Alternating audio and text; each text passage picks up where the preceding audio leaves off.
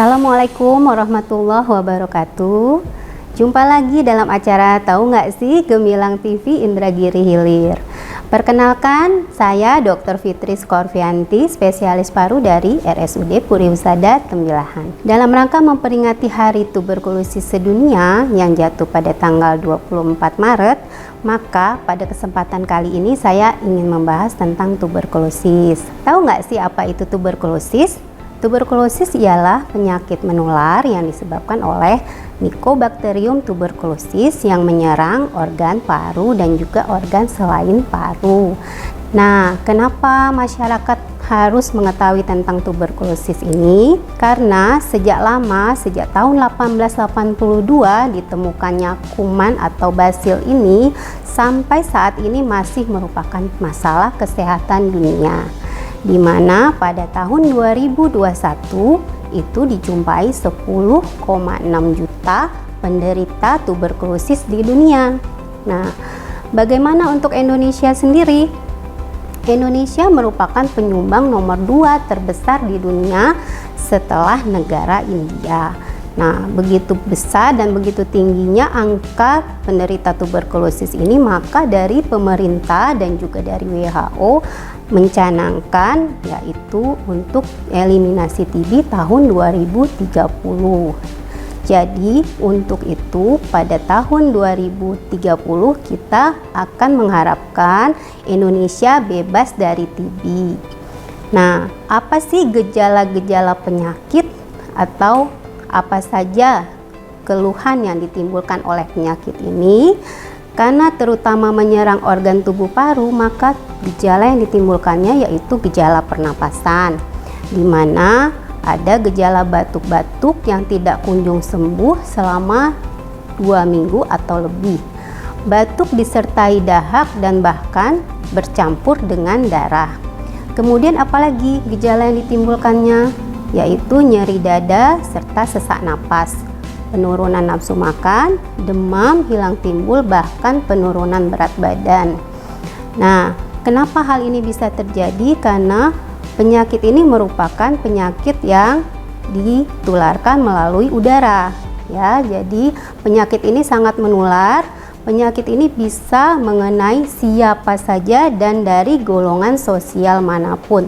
Maka begitu pentingnya penyakit ini, maka peraturan Presiden tahun 71/2001 mencanangkan kita semua harus bekerja sama baik dari masyarakat maupun lintas sektor juga pemerintah untuk mengeliminasi penyakit ini. Dan penyakit ini sangat mudah ditularkan, juga banyaknya lingkungan-lingkungan kerja, lingkungan kantor, bahkan lingkungan rumah sakit sekalipun, lingkungan sekolah. Nah, itu akan menyebabkan penularan yang cepat, sehingga penyakit ini harus cepat ditemukan. Dan apa yang dilakukan untuk memastikan penyakit ini? Seseorang yang menderita penyakit ini atau dengan keluhan tersebut akan mendatangi pusat kesehatan masyarakat ataupun rumah sakit untuk melakukan pemeriksaan laboratorium. Pemeriksaan laboratorium terdiri dari pemeriksaan bakteriologis dan pemeriksaan tes cepat molekuler. Bagaimana ini bisa didapatkan? Sekarang saat ini di puskesmas itu sudah tersedia laboratorium untuk pemeriksaan penyakit ini. Jadi untuk mendiagnosa pastinya kita harus memeriksakan sampel dahak atau sputum dari penderita.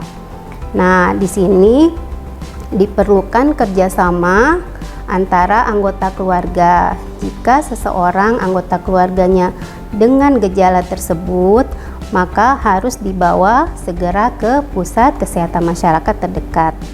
Kemudian apalagi yang dilakukan?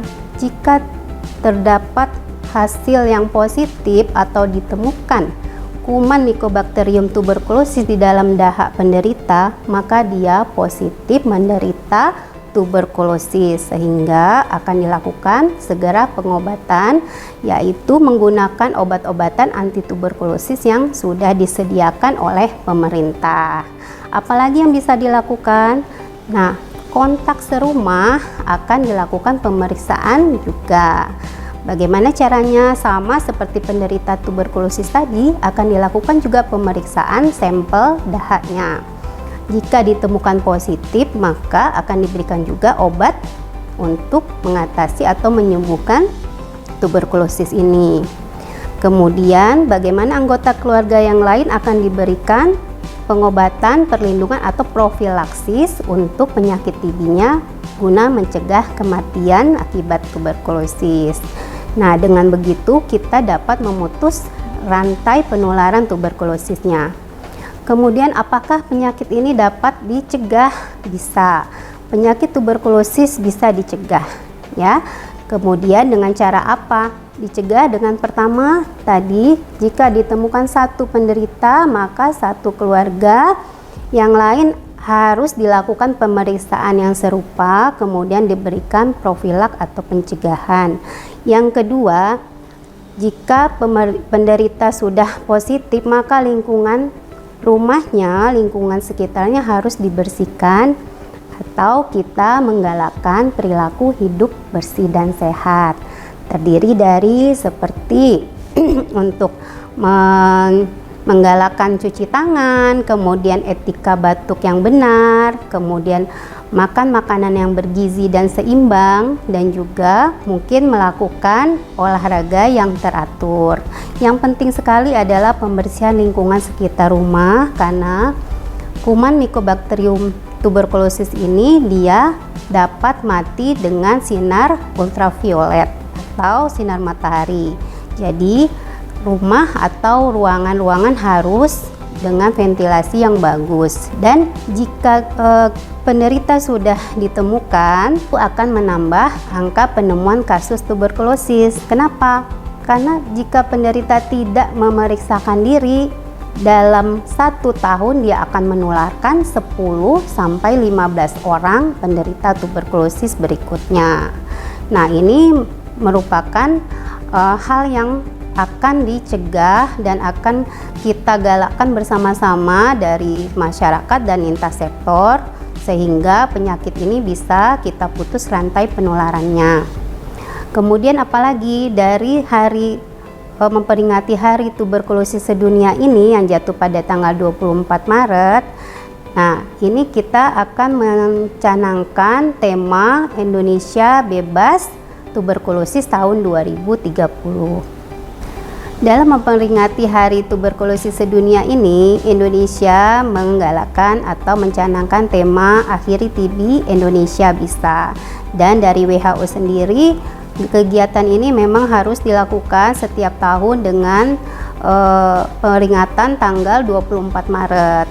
Karena pada tanggal ini penemu dunia yaitu Robert Koch menemukan kuman Mycobacterium tuberculosis. Nah, di Indonesia hal ini menjadi hal yang sangat memprihatinkan karena Indonesia merupakan negara kedua terbanyak penyumbang tuberkulosis di dunia.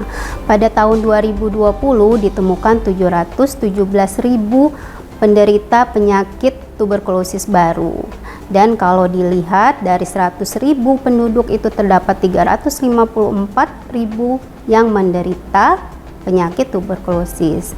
Kalau dihitung-hitung dalam 1 detik terdapat jumlah kematian yang tinggi yaitu sekitar 33 orang. Oleh sebab itu hal ini menjadi hal yang sangat memprihatinkan. Sedangkan kita sejak tahun 2000 itu kasusnya tetap meningkat setiap tahun.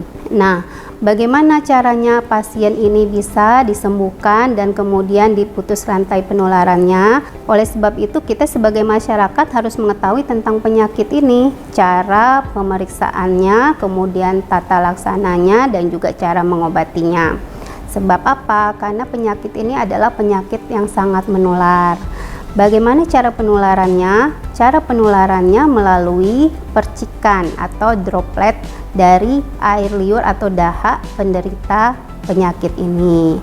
Dan penderita ini dapat mengkontaminasi daerah sekitarnya atau udara sekitarnya yang akan terhirup secara tidak sengaja oleh orang-orang sekitarnya. Oleh sebab itu, dengan penemuan kasus yang lebih dini, kita dapat menemukan jumlah penderita penyakit ini dan akan segera mengobatinya.